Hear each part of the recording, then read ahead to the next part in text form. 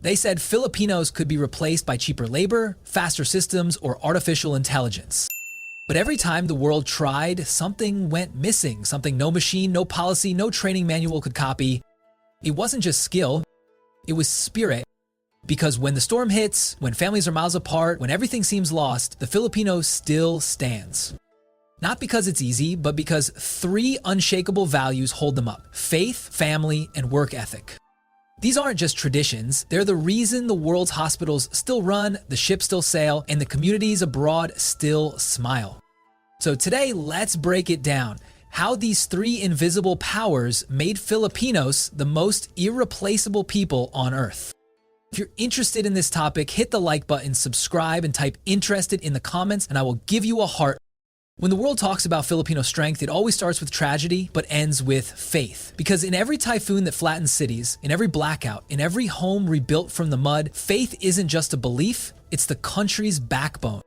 When Typhoon Haiyan Yolanda struck in 2013, it killed more than 6,300 people and destroyed nearly everything in its path. Yet the day after the storm, before rescue teams even arrived, locals gathered amid the ruins, praying, singing hymns in candlelight. Images of those survivors went viral around the world. Reporters expected chaos. Instead, they found grace. How can they still smile? They asked. The answer was simple: faith. This isn't blind religion, it's the lifeline that tells a mother who lost her home that she can still rebuild, a father whose boat is gone, that the sea will feed him again, and a nurse overseas that the pain of distance has meaning. According to Pew Research, the Philippines ranks among the most religious nations on Earth. 92% of adults say faith helps them overcome hardship. That statistic isn't abstract, it's lived reality. In every Filipino household, you'll find a small altar, a rosary hanging from the rearview mirror, a whispered salamat sa Dios after surviving another day. Faith is the country's quiet infrastructure, the unseen network stronger than any road or bridge.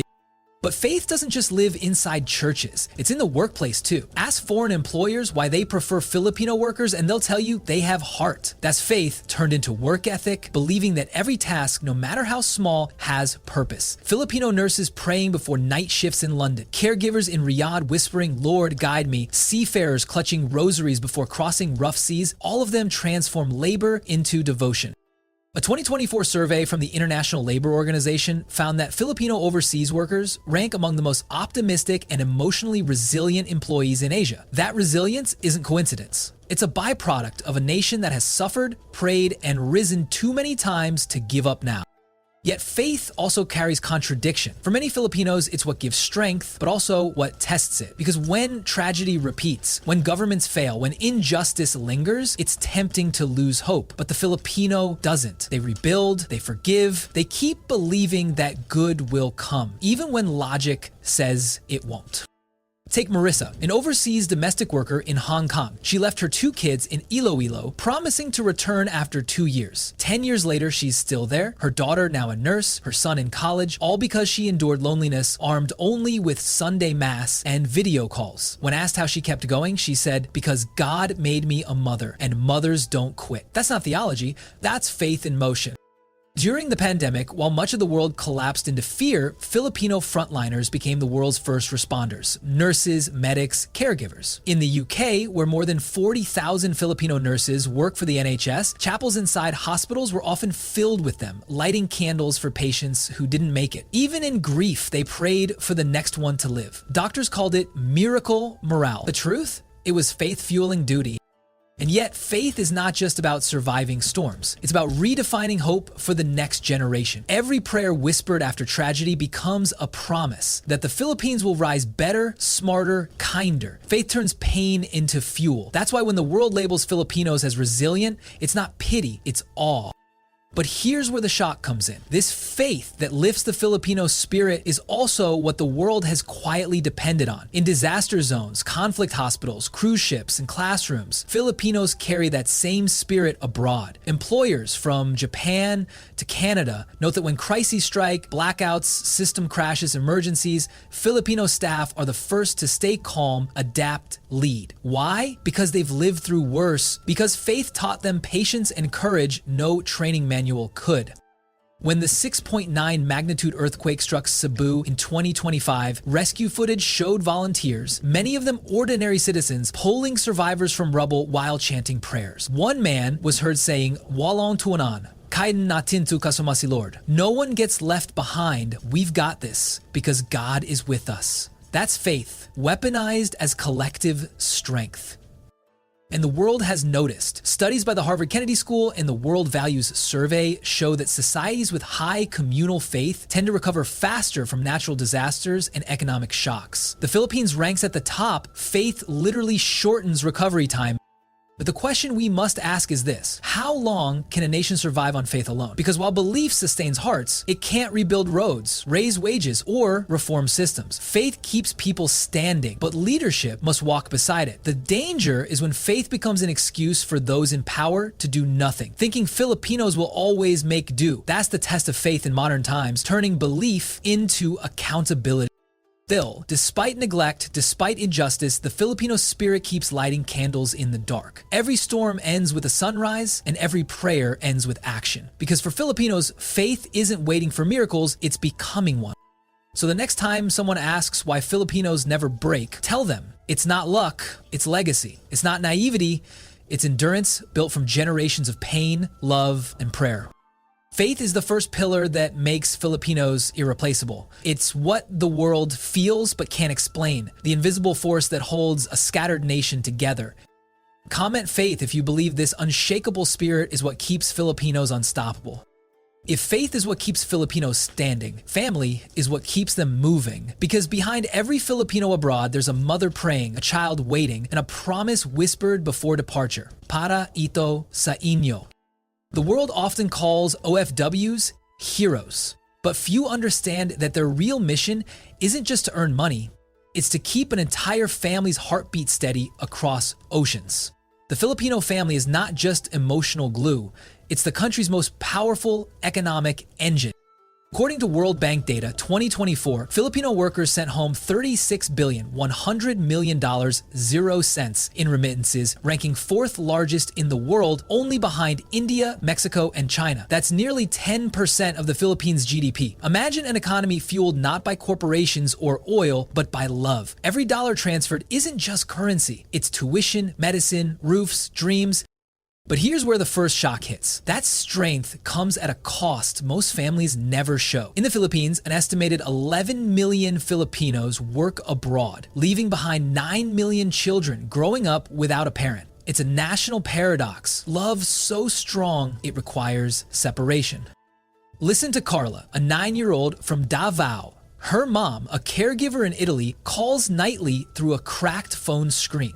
Every Sunday, they pray together, then hang up before dawn. When asked what she wants most, Carla didn't say toys or travel. She said, "Gusto ko po maya kapolitsi mo ma." I just want to hug mom again. That's the price of progress. Distance paid in tears. And yet this pain builds resilience. Sociologists from the University of the Philippines Population Institute found that Filipino families, despite migration stress, remain among the most emotionally connected globally. Proof that separation doesn't destroy them, it forges them. Every balikpian box that lands at a doorstep isn't just filled with chocolates and shampoo. It's a love letter in cardboard. Every padala remittance receipt is a sacrifice ledger. That's why even poor communities thrive when one member works abroad. The family model multiplies support across cousins, neighbors, and barangays. But here's the second shock. Global systems quietly depend on that family structure. Canada, Japan, and the UK recruit Filipino workers precisely because they know they'll work for something bigger than themselves. Their loyalty isn't corporate, it's familial. Employers describe Filipino staff as team-oriented, empathetic, self-sacrificing. Those are family traits repurposed for the global economy. In fact, a 2025 ILO study confirmed that workplaces with Filipino employees report 30% higher team retention rates and lower conflict incidents. Why? Because they treat coworkers like siblings in hospitals, on ships, in classrooms. You'll always find a Filipino checking on someone else's meal, calling them ate or kuya. Family follows them wherever they go. But this same trait reveals another hidden problem: exploitation. Because they value harmony, many Filipinos stay silent in unfair conditions, afraid to cause trouble. Employers sometimes mistake kindness for weakness. It's not weakness, it's discipline born of love. Yet it must be protected, not preyed upon. The Philippines, however, benefits massively from this global family network. Remittances keep banks liquid, fund infrastructure bonds, stabilize the peso, and sustain rural economies. Without OFW families, entire provinces would collapse financially. During the pandemic, when industry shut down, those family-driven remittances became the lifeline that prevented a full-scale economic meltdown. Still, the most underrated power of the Filipino family isn't financial, it's social. The reason communities remain peaceful despite poverty is because of extended familism. Grandparents raising grandchildren, cousins caring for elders, neighbors acting like kin. It's the world's most effective, unpaid social welfare system. But here comes the emotional twist. That system is slowly eroding. Younger generations, raised on social media and migration dreams, risk forgetting what made the Filipino family unbreakable: shared meals, open homes, monopo, and respect for elders. Urbanization and Western influence are shrinking household ties. Sociologists warn that if this continues, the same cultural armor that made Filipinos resilient could fade. That's why OFWs abroad become living reminders of what we must protect. They host Simbang Gabi in Canada, organize fiestas in Italy, build Filipino communities in Dubai, all to recreate that sense of home. The Filipino family refuses extinction. It rebuilds itself wherever it goes. Every Filipino working abroad doesn't just represent economic output, they carry cultural DNA. They show the world how families should care. In an age of loneliness and digital isolation, Filipinos export connection. That's why the global community loves them, not just for labor, but for love. Still, the responsibility falls back home to ensure that love isn't taken for granted. The government must invest in communication support, mental health counseling, and family reintegration programs. No more parents returning home to children who feel like strangers. No more unacknowledged sacrifices. Because when you strengthen the Filipino family, you strengthen the world's most compassionate workforce. Every OFW isn't just earning, they're sustaining a human value system that the rest of the world desperately needs.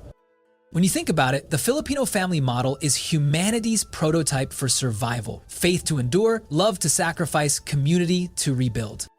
So the next time someone says, Filipinos are everywhere, tell them, yes, because wherever there's a family in crisis, a Filipino is there to help.